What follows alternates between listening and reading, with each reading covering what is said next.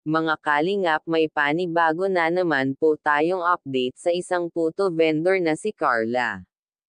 Pero bago po yan, pakisuportahan po natin ang ama ng kalingap na si Val Santos Matubang at Kalingap Rab, pati na po ang mga viewers at reactioners. Maraming salamat po.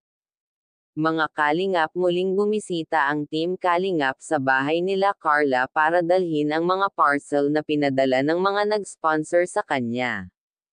Naabutan nila ito. Na kada rating lang ito galing sa school.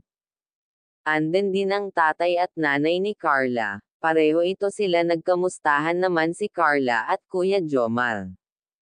Nakatanggap din ito si Carla ng blessings mula sa kanyang sponsor ng kutsan at mga bracelet at financial para sa kanilang pang-araw-araw na napangangailangan at allowance sa eskwela. Kaya nagpapasalamat si Carla at ang kanyang nanay at tatay sa lahat ng nag-sponsor at tumulong. Malaking tulong na rin daw ito para sa kanila. Grabe. Carla, may kakaiba ng pinakita ngayon kay Kuya Jomar. Ano kaya ito?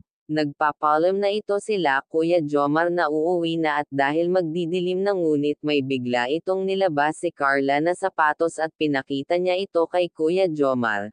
Ang hindi inaasahan ni Kuya Jomar ay nangyari na, at kinilig ito dahil pinabasa ito ni Carla sa kanya ang tatak ng kanyang sapatos na kilig, kaya bigla ito kinilig si Kuya Jomar at napatawa ito si Carla.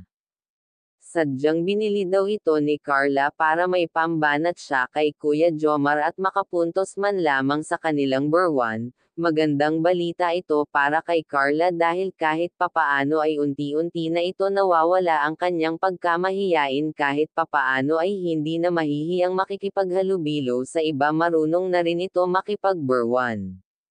Kaya, hanggang dito na lang po at maraming salamat po. Kung bago lang po kayo sa channel ko, please like and subscribe my channel. Thank you for watching and God bless us all.